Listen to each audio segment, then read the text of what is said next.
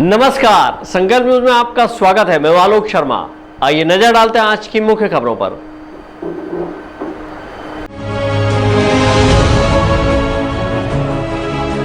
प्रभारी मंत्री ने ली समीक्षा बैठक, अधिकारियों को दिए कई निर्देश।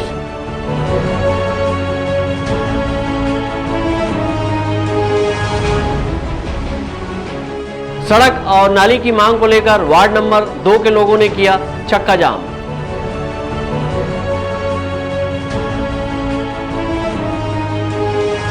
नदी पर पुल नहीं बनने से एम्बुलेंस नहीं पहुंची गांव तक, नवयुवक की हुई मौत।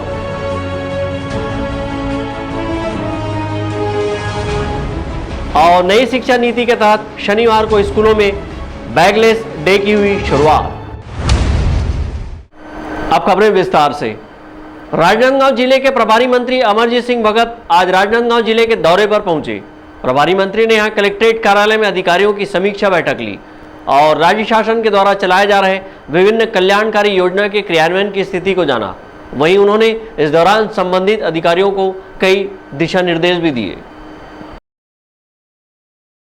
राजनांदगांव जिले के प्रभारी मंत्री अमरजीत सिंह भगत आज राजनांदगांव के दौरे पर पहुंचे। उन्होंने यहां कलेक्ट्रेट कार्यालय में आयोजित समीक्षा बैठक की अध्यक्षता की। समीक्षा बैठक में प्रभारी मंत्री ने छत्तीसगढ़ शासन की जन कल्याणकारी योजनाओं का लाभ अंतिम व्यक्ति तक पहुंचाने अधिकारियों को निर्देशित किया। वहीं विभिन्न योजनाओं की विभागवार समीक्षा की। इस दौरान कई सुझाव पर संबंधित अधिकारियों को निर्देशित भी किया। समीक्षा बैठक को लेकर प्रभारी मंत्री ने कहा कि खाद बीज की कमी को दूर करने सहित स्कूल, अस्पताल, पेयजल, शौचालय की बेहतर व्यवस्था को लेकर अधिकारियों को निर्देशित किया गया है। आज समीक्षा बैठक रखी गई थी और समीक्षा बैठक में कई महत्वपूर्ण निर्णय लिए, कई महत्वपूर्ण सुझाव आए और जो भी समस्या आया है उसका समाधान करने के लिए निर्देशित कर दिया गया है। उम्मीद है कि सब समस्या का समाधान होगा। जितना भी इशू आया, खाद बीज का भी आया था, स्कूल, आश्रम, छात्रावास का भी आया था, सड़क का भी आया था, सभी विषयों पर कलेक्टर को निर्देशित कर दिया गया है। उसमें समीक्षा करेंगे और खाद में जो गैप है उसको भी ठीक करेंगे।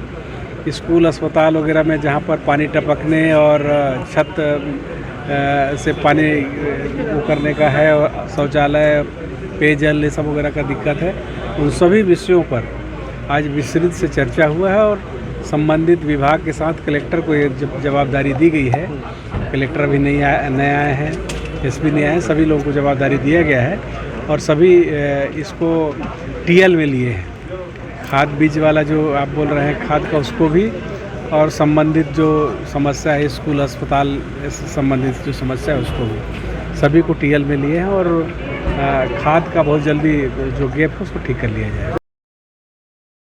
समीक्षा बैठक के दौरान प्रभारी मंत्री ने किसानों को समय पर सुचारू रूप से खाद मिले, इस ओर कड़ाई से पालन करने के निर्देश दिए हैं। वहीं उन्होंने बारिश के मौसम को देखते हुए स्कूलों और अस्पतालों की मरम्मत सहित शुद्ध पेयजल व्यवस्था को लेकर भी समीक्षा की और संबंधित अधिकारियों को बेहतर व्यवस्था बनाने को लेकर निर्देशित किया। समीक्षा बैठक के दौरान राजनांदगांव के कलेक्टर डोमन सिंह, पुलिस अधीक्षक प्रफुल्ल ठाकुर सहित विभागों के अधिकारी मौजूद थे। अमित चटर्जी और विकल्प श्रीवास्तव के साथ हफीज खान, संकल्प न्यूज। बारिश के मौसम में सड़क नाली की समस्या से जूझ रहे राजनांदगांव शहर के वार्ड नंबर 2 के लोगों ने आज अपने वार्ड में नेता प्रतिपक्ष के नेतृत्व में चक्का जाम कर दिया। एक सप्ताह के भीतर निर्माण कार्य का आश्वासन मिलने के बाद चक्का जाम समाप्त किया गया। बीते कई महीनों से राजनांदगांव शहर के वार्ड नंबर 2 दीवान टोला के लोग यहां की जर्जर सड़क सुधारने और नाली निर्माण की मांग कर रहे थे। वहीं बारिश शुरू होते ही सड़कों के गड्ढे पानी से भर गए और नाली निर्माण नहीं होने के चलते कई गलियों में पानी भर गया। वहीं लोगों के घरों तक भी पानी घुस आया, जिससे नाराज लोगों ने नगर निगम के नेता प्रतिपक्ष किशुन यदू के नेतृत्व में भारतीय जनता पार्टी के कार्यकर्ताओं के साथ चक्का जाम कर दिया। चक्का जाम की सूचना मिलने पर नगर निगम के अधिकारी और नायब तहसीलदार भी मौके पर पहुंचे। इस दौरान नेता प्रतिपक्ष ने कहा कि वार्ड के पार्षद और महापौर निष्क्रिय है, जनता की समस्याओं पर उनका ध्यान नहीं है। व्यवस्था सुधारने अल्टीमेटम दिया गया था, लेकिन व्यवस्था नहीं सुधरी तो फिर चक्का जाम करना पड़ा। वहीं नायब तहसीलदार कुलदीप ठाकुर ने कहा कि एक सप्ताह के भीतर निर्माण कार्य शुरू किए जाने का आश्वासन मिलने के बाद वार्ड के लोग चक्का जाम समाप्त किए हैं। अभी हम लोग दीवान टोला में खड़े हैं। दुर्भाग्य की बात है कि यहाँ का पार्षद और राजनांदगांव नगर निगम की महापौर दोनों एक ही दल के हैं। उसके बाद में भी यदि दीवान टोला में चक्का जाम करना पड़ रहा है तो समझ जाइए कि पार्षद और महापौर कितने एक्टिव हैं। यहाँ सामने पीछे रोड है, घुटने भर पानी है। यहाँ पे पानी से चल करके बच्चों को स्कूल जाना पड़ता है, लोगों को मेन रोड में आने के लिए घुटने भर पानी में चलना पड़ता है। ये तो एक गली नहीं, दीवान टोला की जितनी गलियाँ हैं उसमें पानी भरा हुआ है, जिसकी निकासी को लेकर के और रोड के निर्माण की मांग को लेकर के लगातार नगर निगम आयुक्त, महापौर से और स्थानीय पार्षद से वार्ड वासियों ने जो है यहाँ पर संपर्क किए, लेकिन आज तक उनका कोई काम, उसका समस्या का निराकरण नहीं हो पाया। मजबूरी में कल नगर निगम आयुक्त और तहसीलदार को ज्ञापन देकर के अवगत कराया गया कि आज यहाँ पर चक्का जाम किया जाएगा। चक्का जाम करने के बाद में नगर निगम के अधिकारी आकर के बोलते हैं कि यहाँ पर काम स्वीकृत है। तो भैया चक्का जाम करने का इंतजार क्यों कर रहे थे आप? काम स्वीकृत था तो जब स्थानीय लोग मांग कर रहे थे तो उस काम को करवाना चाहिए था। क्या ऐसा तो नहीं है कि बिना काम के यहाँ पर बिल निकालने की तैयारी चल रही थी नगर निगम के? जैसा अभी इतना भ्रष्टाचार हो रहा है नगर निगम में, कहीं इसमें भी किसी भी प्रकार के जो है भ्रष्टाचारियों को संरक्षण देने का मामला तो नहीं था यहाँ पर। आज बजरंगपुर नमक गाँव वार्ड नंबर 2 दीवान टोला में जर्जर सड़क और नाली के निर्माण के संबंध में वार्ड वासियों द्वारा चक्का जाम किया गया, जिसमें यही नगर निगम उपस्थित हुए। उन्होंने 1 सप्ताह का आश्वासन दिया है कि 1 सप्ताह के भीतर कार्य प्रारंभ कर दिया जाएगा। इसमें दीप कंस्ट्रक्शन ठेकेदार है, उनको कार्य हो चुका है, पैसा भी सैंक्शन हो चुका है। 1 सप्ताह के अंदर काम प्रारंभ कर दिया जाएगा। लंबे समय से जर्जर सड़क की मांग उठ रही थी, सड़क की उठ रही, फिर कहाँ पर दिक्कतें आ गई? प्रशासनिक थोड़ी देरी हो गई पैसा सैंक्शन होने में, लेकिन आश्वासन दिया नगर निगम से, कमिश्नर से डायरेक्ट बात हुआ है यही का। उन्होंने बोला कि 1 सप्ताह के भीतर काम कर दिया जाएगा। ऐसा पता चला है कि जिस निर्माण का ठेका दिया गया वो खुद भाजपा ठेकेदार है। अब उसके बारे में हम नहीं बता पाएंगे। दीवान टोला के लोग जर्जर सड़क से आवागमन कर रहे थे। बारिश के दिनों में सड़कों की जर्जर स्थिति की वजह से यहां आवागमन में दिक्कतें और बढ़ गई थी। वहीं नाली निर्माण नहीं होने के चलते बारिश का पानी लोगों के घरों में घुस रहा है। अपनी समस्या से वार्ड के लोगों ने नगर निगम को कई बार अवगत भी कराया, लेकिन उनकी समस्या का समाधान नहीं हुआ, जिसे देखते हुए वार्ड के लोगों ने आज चक्का जाम कर दिया। वार्ड के लोगों के चक्का जाम करने की सूचना पर नगर निगम के सहायक अभियंता ने 1 सप्ताह के भीतर कार्य प्रारंभ करने का आश्वासन दिया है। वहीं वार्ड के लोगों ने 1 सप्ताह के भीतर कार्य नहीं शुरू हुआ तो आगे और उग्र आंदोलन करने की चेतावनी भी दी है। विकल्प श्रीवास्तव और अमित चटर्जी के साथ हफीज़ खान, संकल्प न्यूज़। सुविधाओं के अभाव में एक नवयुवक जिंदगी की जंग हार गया। गांव तक एम्बुलेंस नहीं पहुंचने का खामियाजा मरीज को अपनी जान देकर भुगतना पड़ा। राजनांदगांव जिले के छुरिया ब्लॉक मुख्यालय से 11 किलोमीटर की दूरी पर स्थित ग्राम पंचायत गेरूघाट के आश्रित ग्राम किड़काडी टोला में एक बीमार नवयुवक की जान लेट लतीफी के चलते चली गई। नदी पर पुल नहीं होने के चलते युवक के गांव तक एम्बुलेंस नहीं पहुंच पाई और 17 वर्षीय युवक रोशन की जान चली गई। छुरिया क्षेत्र में इन दिनों रुक रुक कर तेज बारिश हो रही है, जिसके चलते नदी नाले उफान पर है। ऐसी परिस्थिति में खासकर वनांचल क्षेत्रों के ग्रामीणों को काफ़ी मुश्किलों का सामना करना पड़ रहा है। वनांचल क्षेत्र के ग्राम किड़काडी टोला में एक युवक रोशन कोमरे बीमार हो गया।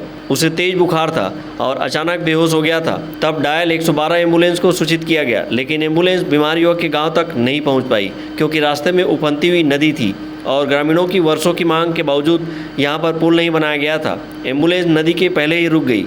गाँव के लोग बीमार युवक को 2 पहिया वाहन में लाद कर जैसे तैसे नदी के किनारे तक पहुँचे, लेकिन नदी को मोटरसाइकिल से पार करना भी मुनासिब नहीं था। इसके बाद उस बीमार युवक को 5-6 अन्य युवक अपने कंधों पर उठाकर नदी पार कराया, उसे एम्बुलेंस तक पहुंचाया, जिसके बाद मरीज को सामुदायिक स्वास्थ्य केंद्र छुरिया ले जाया गया, जहां उसका प्राथमिक इलाज कर स्थिति को देखते हुए राजनांदगांव मेडिकल कॉलेज अस्पताल रेफर कर दिया गया, जहाँ बीच रास्ते में ही उस नवयुवक ने दम तोड़ दिया।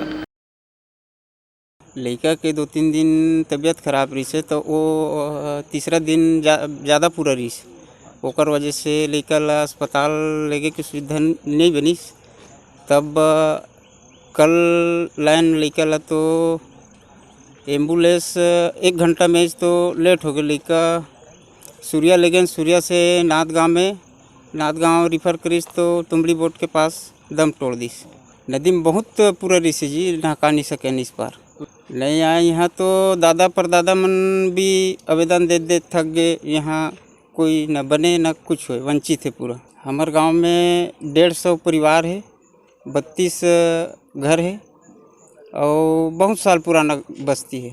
अगले साल रविंद्र वैष्णव भैया गेरी से वो अपन तरफ से वो क्या है छोटे से सीसी रोड दे है, तहन कोई पर नहीं गए है, नहीं आता है जी। अभी 15 दिन भी बारिश हो जाएगा ना तो 15 दिन रहता है, वो महीना भर भी बारिश हो जाएगा ना तो उधर ही रह जाता है, इधर नहीं आता।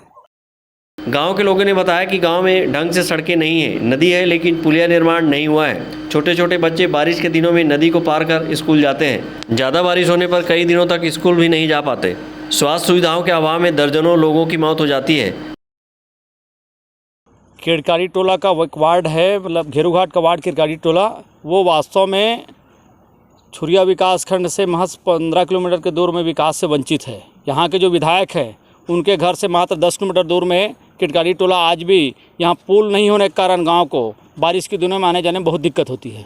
गांव वाले की तरफ से कई बार दिए ज्ञापन शासन प्रशासन स्तर में दिया गया है, विधायक से भी जाके मिला गया है, हमारे द्वारा कलेक्टर को भी अवगत कराया गया है, लेकिन अभी तक शासन की निष्क्रियता के कारण यह पुल नहीं बन पाई है।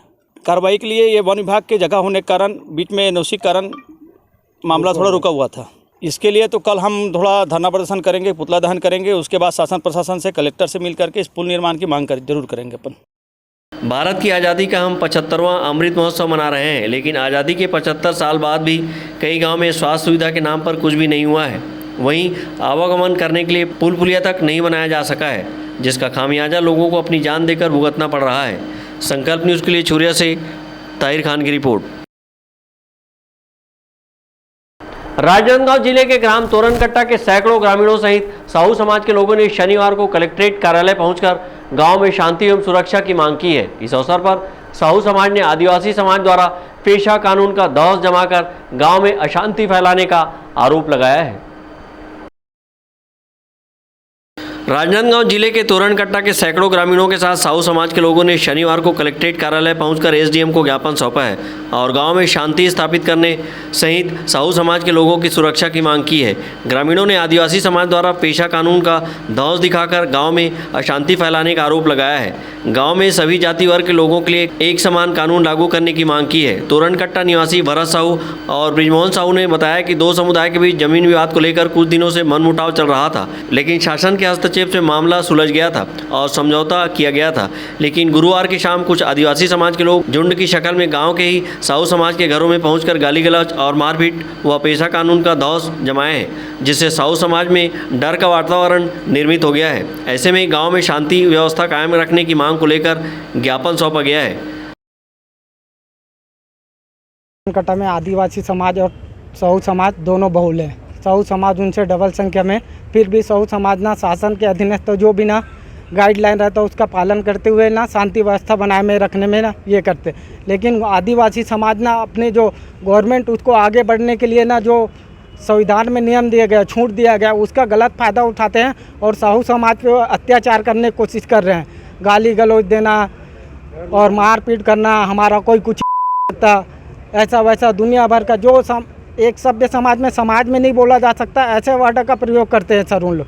तो साहू समाज के ये लोग चाहते हैं कि जब भी लड़ाई झगड़ा हो तो वहाँ जो धारा लगता है दोनों के लिए सामान्य लगना चाहिए। गलती कर रहे हैं उन पर सामान्य रूप से कार्रवाई होना चाहिए।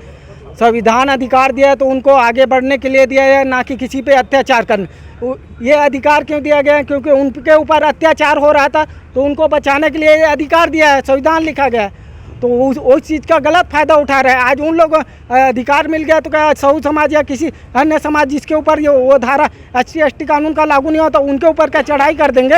हमारे गांव में दो समुदाय के बीच में कुछ समय तक के मनमुटाव चल रहा था ज़मीन संबंधित में, और उसमें ज़मीन संबंधित में हमारे शासन और प्रशासन के सहयोग से कंप्रोमाइज़ के रूप में हो गया था सर। परंतु परसों आदिवासी समाज लोग अचानक, हम लोग को उनकी जानकारी नहीं था, उन लोग शायद कोई भी त्यौहार मान रहे थे और त्यौहार मानने के समय लगभग शाम को हमारे साहू समाज के बंधु यहाँ पहले तो सरपंच साहब यहाँ चले गए सर, और उसके बाद में वहाँ हो हल्ला किए और गाली गलौज दिए और मारपीट करने का भी धमकी भी दिए। उसके बाद में नकुल साहू के यहाँ जाने के बाद में बीर सिंह साहू के यहाँ चले गए और पूरे के पूरे महिला लोग सर और बच्चे लोग, बुजुर्ग लोग वहाँ समझाने की प्रयास नहीं करते हैं सर और पूरा हावी हो जाते हैं। तो हम लोगों को ये लग रहा है कि हम लोग साहू समाज की जाति के वहाँ असुरक्षित हैं। तो हम चाहते हैं और आज भी हम चाह रहे हैं सर कि हम वहाँ शांति बनाए रखें। दोनों समुदाय के जो बीच में भड़काऊ चल रहा है सर, उसमें हम प्रसन्न नहीं है सर। हम यही चाहते हैं कि शासन और प्रशासन के सहयोग से जो गलत कार्य कर रहा है उनके ऊपर कार्रवाई किया जाए और शांति माहौल बनाए रखने में हमें सहयोग प्रदान किया जाए, यही हमसे निवेदन है। गांव के विवादित जमीन पर साहू समाज और आदिवासी समाज का मंगल भवन प्रस्तावित है। ग्रामीणों ने गांव में शांति व्यवस्था कायम करने एसडीएम को ज्ञापन सौंपा है। इधर एसडीएम अरुण वर्मा ने तोरणकट्टा के ग्रामीणों द्वारा ज्ञापन सौंपने की बात को स्वीकारते हुए मामले की जांच कराने की मांग कही है। तोरणकट्टा के गांव से कुछ लोग यहाँ पे कलेक्ट्रेट आए हुए हैं। उनको आपसी गांव में कुछ वाद विवाद की स्थिति है, उसके संबंध में उन्होंने हमें ज्ञापन दिया है। तो अभी उनके लिए क्या समस्या है ये हम लोग बैठक कर रहे हैं और उसको शांतिपूर्वक निराकरण के लिए हम लोग प्रयास कर रहे हैं। समस्या का समाधान पहले हो चुका था, ऐसा बताया जा रहा है। पहले थोड़ा विवाद था, स्थल 2 सैंक्शन भवन को लेके स्थल चयन के संबंध में विवाद था। वो स्थल चयन का विवाद निपट गया है। अभी कुछ भिन्न विषय पे वो आए हुए हैं जो उन्होंने अपनी समस्याएं बताई हैं। तो अभी एडिशनल एसपी सर के नेतृत्व में अभी हम बैठक करेंगे और बैठक करके उस समस्या का निराकरण करेंगे। देखिए, इस तरह की शिकायतों का ये ज्ञापन में उल्लेख है तो उसी संबंध में बैठक ले रहे हैं और उसका निराकरण कराएंगे। और शासन यहाँ पे नियमानुसार काम करती है, किसी को भी दुरुपयोग या गलत तरीके से प्रताड़ित तो कोई होता नहीं है। तो इसी संबंध में समीक्षा बैठक सर के साथ कर रहे हैं और लोगों की समस्याओं को दूर करेंगे। ग्रामीण बड़ी संख्या में ज्ञापन सौंपने कलेक्टर कार्यालय पहुंचे थे। उन्होंने शासन प्रशासन से गांव में शांति एवं सुरक्षा की मांग की है। विकल्प श्रीवास्तव और अमित चटर्जी के साथ परमानंद रजक, संकल्प न्यूज। 44वीं चेस ओलंपियाड की मशाल रिले का माना हवाई अड्डे पर खेल मंत्री उमेश पटेल, छत्तीसगढ़ ओलंपिक संघ महासचिव गुरुचरण सिंह होरा ने स्वागत किया। इसके बाद ओपन कार में टार्च रिले शहर भ्रमण करते हुए पंडित दीनदयाल ऑडिटोरियम पहुंची। इस मौके पर मुख्यमंत्री भूपेश बघेल को ग्रैंड मास्टर ने टार्च रिले सौंपा। इस दौरान मुख्यमंत्री भूपेश बघेल ने टार्च रिले के कोऑर्डिनेटर गुरुचरण सिंह होरा को स्मृति चिन्ह देकर सम्मानित किया। ग्रैंड मास्टर प्रवीण थिप्से के टॉर्च रिले लेकर मानव विमानतल पहुंचने पर खेल मंत्री उमेश पटेल, छत्तीसगढ़ ओलंपिक संघ महासचिव गुरुचरण सिंह होरा ने स्वागत किया।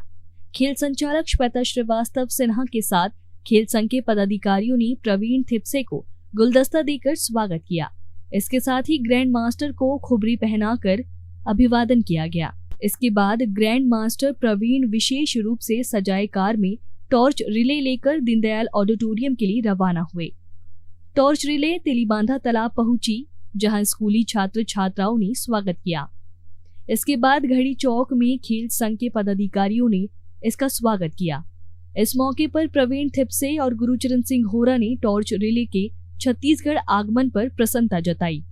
ओलंपियाड का जो है टार्च जो है रायपुर पहुंच चुका है और आप देख रहे हैं तेलीबांधा चौक में उनका स्वागत करने के लिए स्कूली बच्चे यहाँ पर हैं। और जो प्रवीण थिप्से जो ग्रैंड मास्टर हैं और ओलंपिक संघ के महासचिव गुरुचरण होरा, वो सब यहाँ पर लेके आ रहे हैं और स्वागत में कर रहे हैं। तो निश्चित तौर पे आप देख रहे हैं कि ये जो समारोह बहुत भव्य है और यहाँ पर लोग जो है स्वागत से उत्सुक हैं और काफ़ी माहौल बना हुआ है। ये जो है काफ़ी माहौल जो है बना हुआ है। आप स्वागत के लिए यहाँ पर भीड़ लगी हुई है और लोग यहाँ पर देखने को मिल रहे हैं। निश्चित तौर पे ये जो समय है काफ़ी जो है टार्च जो है ये छत्तीसगढ़ पहुँचा। देखिए, माननीय भूपेश बघेल जी, जैसे कि आप पोस्टर देख रहे हैं एयरपोर्ट से, सब जगह हमारे माननीय मुख्यमंत्री जी ने चेस ओलंपियाड को वेलकम किया छत्तीसगढ़ में। और यह पहला अवसर है जब देश में ये ओलंपियाड जो होने जा रहा है और उस उपलक्ष्य में आज टार्च रैली यहाँ पहुँची है, जिसका पूरे नगर में भव्य स्वागत हो रहा है। साइंस कॉलेज ऑडिटोरियम में इसका समापन होगा। और मैं जैसे कि छत्तीसगढ़ की राजधानी रायपुर में अतिथि देव भव माननीय थिप्से जी, जो प्रवीण थिप्से जी जो हमारे ग्रैंड मास्टर हैं, उनका भव्य स्वागत हुआ। माननीय खेल मंत्री जी हमारे साथ हैं और माननीय मुख्यमंत्री जी वहाँ सम्मिलित होंगे। अब रायपुर आए हैं, अब खुद ही मुझे लगता है कि ये टॉर्च जो है इसको ले जाने में बहुत खुशी है, क्योंकि शतरंज खेल जो है चतुरंग नाम से भारत में शुरू हुआ था और आज 205 देशों में ये गेम खेला जा रहा है। इसकी 43 ओलंपियाड पहले हो चुकी है और ये 44वीं ओलंपियाड जो है वो करने का अवसर भारत को हुआ है। और उसके साथ हमने जो टॉर्च ये टॉर्च भारत के अमृत महोत्सव पे 75 शहरों में, अलग अलग शहरों में सारे स्टेट और यूनियन टेरिटरी करेंगे। तो उसमें यहाँ पे ये अगर चेस का और स्पोर्ट्स का जो है वहाँ पे बहुत ज़्यादा योगदान मुझे लगता है। यहाँ का जो ग्रैंड फंक्शन है उसमें गुरुचरण सिंह होरा जी का और हमारे छत्तीसगढ़ चेस एसोसिएशन के प्रेसिडेंट का सिंघानिया जी का और यहाँ के गवर्नमेंट का, सीएम सर का, स्पोर्ट्स मिनिस्टर का बहुत बड़ा योगदान है मुझे लगता है। और ऐसा ग्रैंड फंक्शन जो है, इससे जरूर सारे खेलों को और शतरंज को बढ़ावा मिलेगा, मुझे यकीन है। घड़ी चौक के बाद जय स्तंभ, शारदा चौक और आजाद चौक होते हुए torch rally Pandit Deendayal auditorium पहुंची। टॉर्च रिले वाहन से पहले बाइक, उसके बाद पुलिस वाहन का काफिला चलता रहा। पंडित दीनदयाल उपाध्याय ऑडिटोरियम पहुंचने के बाद खेल मंत्री उमेश पटेल, ग्रैंड मास्टर प्रवीण थिप्से और ओलंपिक महासचिव होरा ने शतरंज खिलाड़ियों से मुलाकात कर उनका हौसला बढ़ाया। मुख्यमंत्री भूपेश बघेल के ऑडिटोरियम पहुंचने पर टॉर्च रिले समारोह की शुरुआत हुई। इस मौके पर मुख्यमंत्री भूपेश बघेल और प्रवीण थिप्से ने शतरंज खेलकर सबका उत्साहवर्धन किया। इसके बाद गुरुचरण सिंह होरा को स्मृति चिन्ह देकर सम्मानित किया। इस मौके पर मुख्यमंत्री भूपेश बघेल ने इस आयोजन की सराहना करते हुए उम्मीद जताई कि छत्तीसगढ़ से अच्छे खिलाड़ी उभर कर सामने आएंगे। वही ओलंपिक महासचिव गुरुचरण सिंह होरा ने इस अवसर पर सबको शुभकामनाएं दी। जाना था, उसमें 61वां पड़ाव हमारा रायपुर और 44 से ओलंपियाड का आयोजन चेन्नई में होने जा रहा है, जिसमें 88 देशों के 2000 खिलाड़ी उसमें भाग लेंगे। हमारे छत्तीसगढ़ से भी किरण अग्रवाल जी, जो राजनांदगांव के हैं, वो 2 बार देश का प्रतिनिधित्व कर चुकी हैं। मुझे पूरी उम्मीद है कि छत्तीसगढ़ से भी किरण अग्रवाल जी का रिकॉर्ड बनाएंगे और उससे आगे जाएंगे। और छत्तीसगढ़ में हमारा बालोद पहला ज़िला है स्कूल इन चेस, पूरे देश का पहला ज़िला है जहां इस प्रकार का आयोजन, और इसको बढ़ावा देने के लिए दंतेवाड़ा में आस्था में भी शतरंज के खेल की व्यवस्था की गई है। हमारी कोशिश होगी मैं सरकार की कि प्रदेश के सभी स्कूलों में शतरंज खेलने की व्यवस्था हो ताकि बच्चे आगे बढ़ सकें। सर, प्रदेश के ग्रामीण हिस्सों से खिलाड़ी निकलते हैं। जो चेस ओलंपियाड है उसकी रैली जो है आज प्रारंभ हुई और माननीय मुख्यमंत्री जी के हाथों से किरण अग्रवाल जी को दिया गया और बहुत अच्छा आयोजन। 44वें चेस महोत्सव में यहाँ से खिलाड़ी भी जाएंगे और कुछ लोग खेलेंगे भी। मैं सबको अपनी ओर से शुभकामनाएं। अब वक्त है ब्रेक का। ब्रेक के बाद आप देखेंगे बैगलेस डे।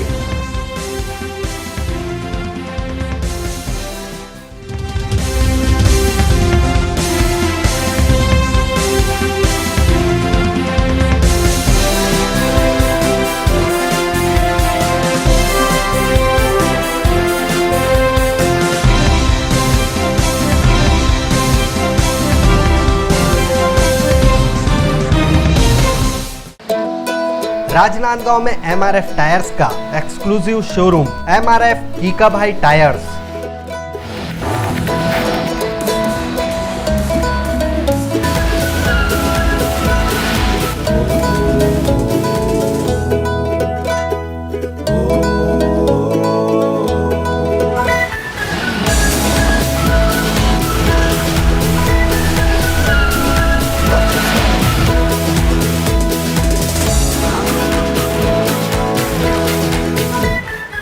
एमआरएफ टायर और ट्यूब की पूरी श्रृंखला के साथ शोरूम पूरी तरह से स्टॉक है। साथ ही automatic tyre changing facility free है। सुविधाजनक पार्किंग व्यवस्था के साथ तत्काल सेवा के लिए कीका भाई आए। एमआरएफ कीका भाई tyres, new Chandra colony, PTS के पास, जी रोड, राजनांदगांव। पूजा फाइनेंस, हम बनाते हैं आपका काम आसान। सभी सरकारी व प्राइवेट एवं एनबीएफसी संस्थाओं द्वारा सरकारी एवं प्राइवेट कर्मचारियों, छोटे व्यापारी एवं उद्योगपतियों के लिए कम ब्याज दर पर आसान, तीव्र प्रक्रिया एवं कम दस्तावेज पर लोन की सुविधा। बिना इनकम प्रूफ के भी होम लोन सभी के लिए उपलब्ध। फास्ट प्रोसेसिंग, घर पहुंच सेवा। सभी लोन राष्ट्रीयकृत बैंक, प्राइवेट बैंक एवं एनबीएफसी से स्वीकृत। हमारा पता वेस्लियन स्कूल के सामने टाकापारा। पूजा फाइनेंस एवं job consultancy services, Rajnandgaon, Chhattisgarh. Mobile number 8269254800, 70673111203, 8602920311, 7006713111। आपकी अपनी पुरानी खुशबू सेल अब बन चुकी है खुशबू मार्ट, ए कंप्लीट फैमिली शॉप। सबसे कम रेट में हमारे यहाँ 100 से 500 में सभी चीजें उपलब्ध है। गर्ल्स वैरायटी में kurti, harem, top, leggings, Capri, kids where में बच्चों के लिए खास फैंसी कपड़ों का विशाल संग्रह। मेंस वैरायटी में jeans, T shirt, capri, lower, cotton trouser, जूते व चप्पल एवं ladies purse, bag, travel bag और भी बहुत कुछ आपके इंतजार में खुशबू मार्ट। हमारा पता है स्टेशन रोड, होटल पंख के सामने, HDFC बैंक के बाजू, राजनांदगांव। मोबाइल 96304034।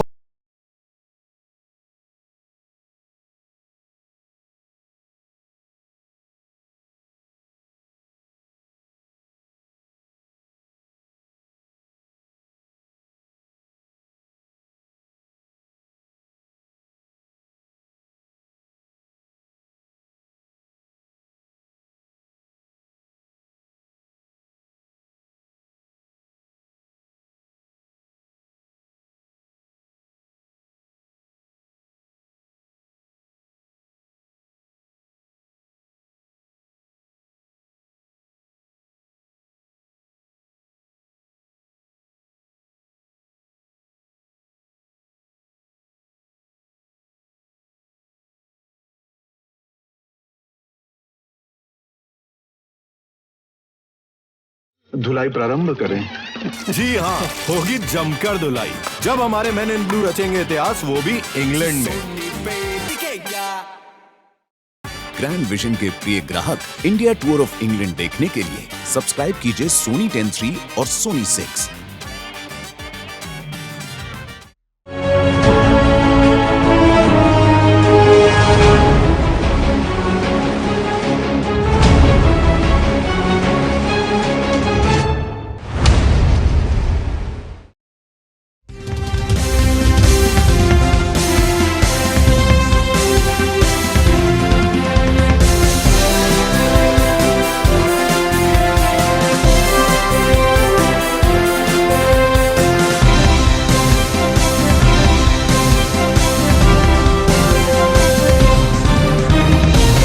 ब्रेक के बाद आपका स्वागत है। राजनांदगांव शहर के बजरंगपुर नवा गांव के शासकीय स्कूल एवं प्यारेलाल स्कूल में शनिवार को बैगलेस डे की शुरुआत की गई है। इन स्कूलों में बच्चे बिना बस्ता लिए स्कूल पहुंचे और खेल खेल में गीत, कहानी, रंगोली और चित्रकला से शिक्षा ग्रहण किए हैं। राजनांदगांव जिले के स्कूली बच्चों को अब हर शनिवार बस्तों के बोझ से मुक्ति मिल जाएगी। बैगलेस डे की शुरुआत आज शनिवार को शहर के बजरंगपुर नवा गांव के शासकीय स्कूल और प्यारेलाल स्कूल से की गई है, जहां पर स्कूली बच्चे बिना बस्ता लिए स्कूल पहुंचे और खेल खेल में शिक्षा ग्रहण किए हैं। इन स्कूलों में बच्चों को गीत, कहानी, रंगोली और ड्राइंग बनाकर शिक्षा दी गई है।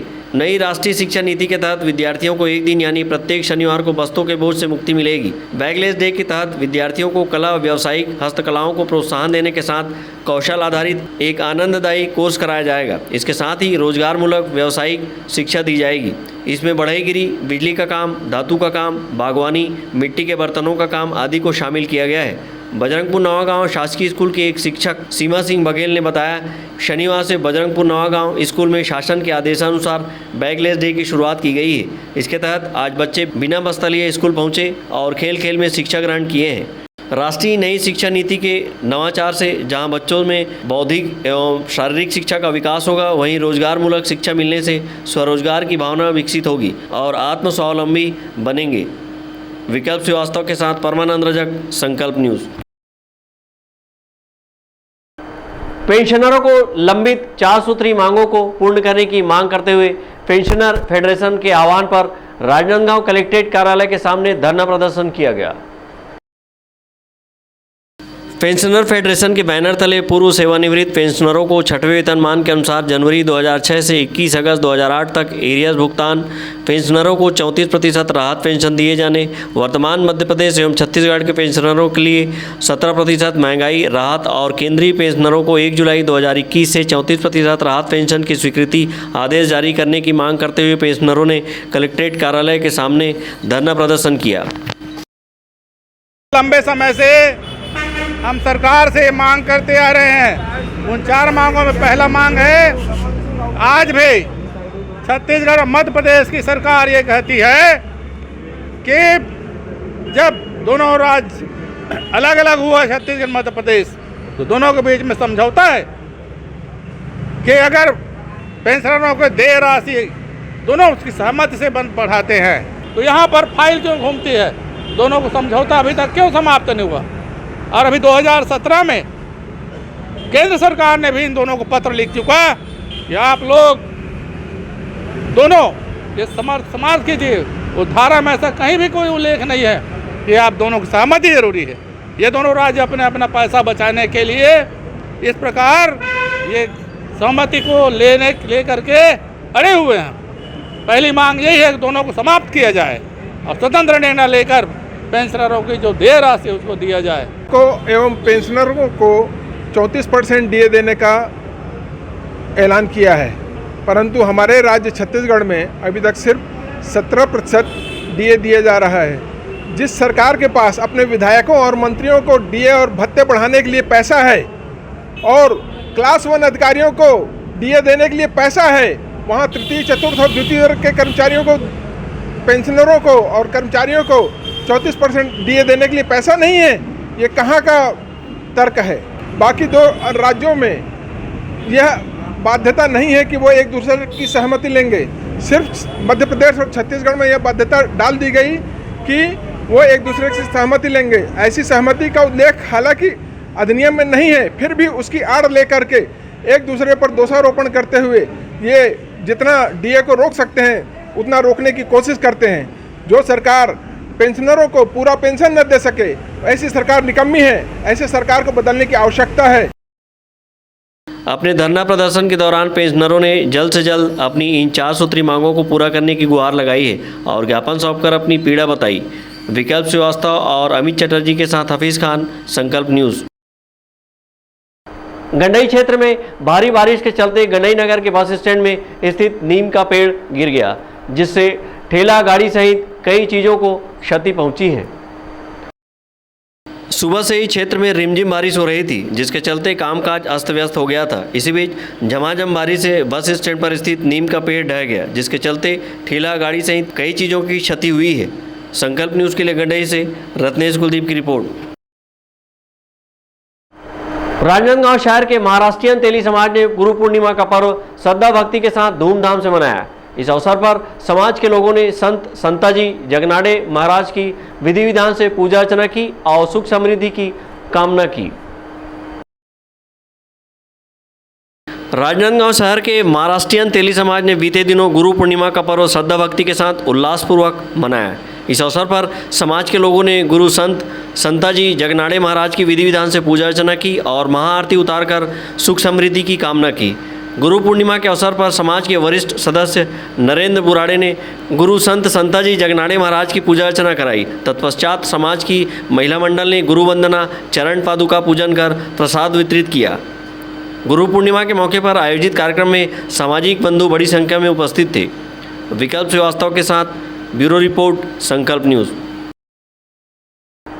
आज की खबरों में बस इतना ही। हमें दीजिए इजाज़त। नमस्कार।